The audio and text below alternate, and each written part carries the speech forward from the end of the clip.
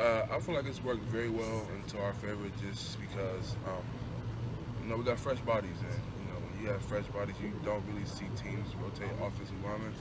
So it's kind of like you got one wave goes in, do what they can do, wear the O line down, and you got another wave coming in, the fresh bodies, and another wave, and it really just it takes the tempo of the game to another level that most teams, especially most O lines, are not used to seeing. And with the skill set of our defensive line, where everybody's athletic and fast all the way across the board, and it makes it a lot more difficult for our offense to really scheme up. You could say effort and speed. Everyone fine with like coming out even after a big series? Like there are Oh times yeah. where Taekwon and Sam get a sack and then the next series they're just sitting out. Yeah, one thing about our room, and especially with Coach Jay, is we're all brothers and we all want to see each other do good. So you'll never see any egos. You'll never see anybody get mad because they're coming out and somebody else is going in, whether they made a big play or not. At the end of the day, it's about the team winning, and we all know our role. We all know our job, and we play our role to our best ability. You played some good offenses. About this Clemson offense, what jumps out of you? How big of a challenge is that for your team? This is probably going to be one of our biggest challenges because their team all the way across the board is solid, but their O line is really solid. They're big, they're athletic, they're fundamentally sound, and it'll be a good challenge for us because, like I said, they're a complete team all the way across the board. Up front, they're very good. They have a Heisman candidate quarterback. They have a top notch running back. It's going to be a good game. What do you remember from bowl practice last year? Did you see that in the spot last season? Maybe you made a lot of strides in bowl practice. Yes, last year for me during bowl,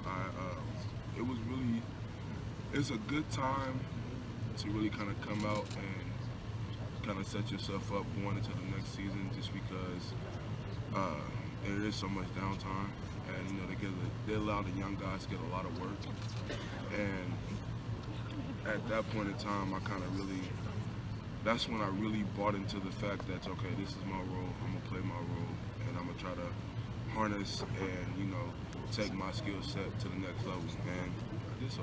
Just like you said, building up for the next season.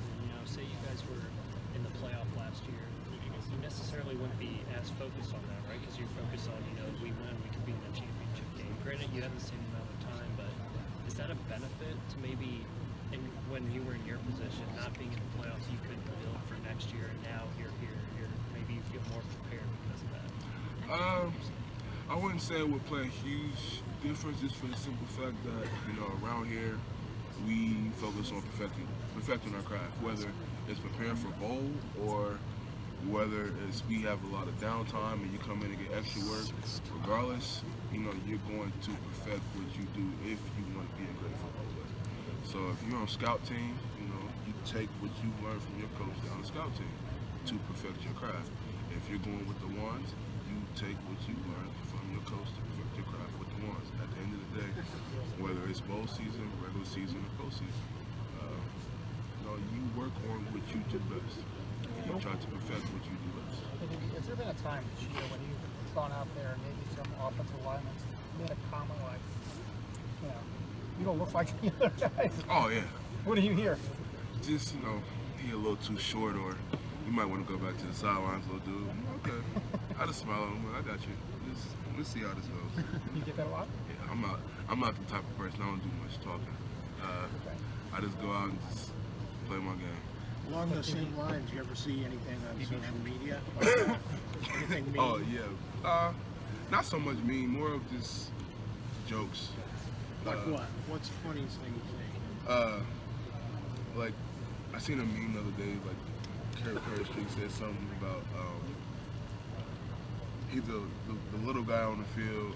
It's hard to overlook him because everybody else is so big, something like that. But me personally, like I said, I'm okay with it. I like it. Herb Street was talking about you? Yes, sir. I like it though. It's okay with me. Okay, fine.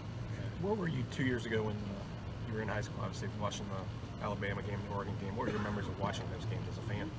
Oh, the first thought that went through my head was I can't wait to get to Ohio State because that's the ultimate goal. That's what not only every college player wants, but every high school player wants. You know, you want to go play for a major collegiate football program and say you won a national championship and you can wear your ring to commemorate what you've done. And it just made my expectations a lot higher getting here.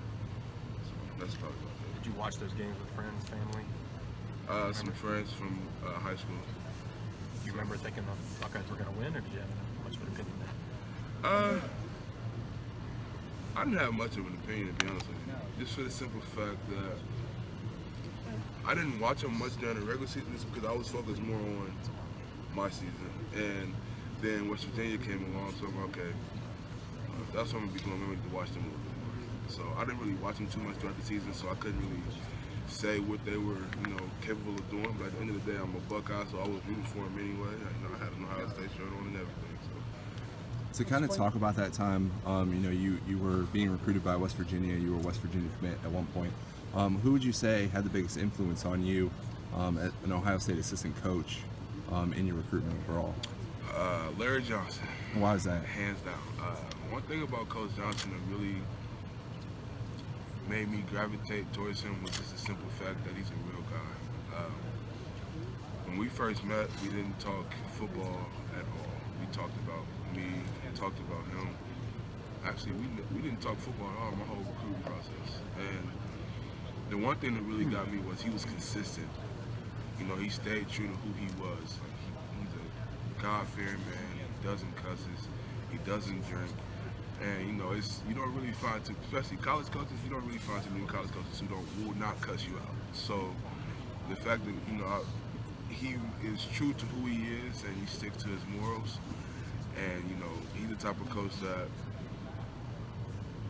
he's not going to yell at you, but he hits you with the, "I'm not mad, I'm just disappointed," and that hurts way more. I'd rather he cuss me out.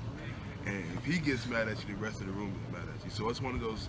He's one of those coaches that, if he gets you as a player, you're going to buy into what he's saying. You're going to buy into his program. Man. I couldn't really say no to that. Robert, I know it's already been asked. Yeah.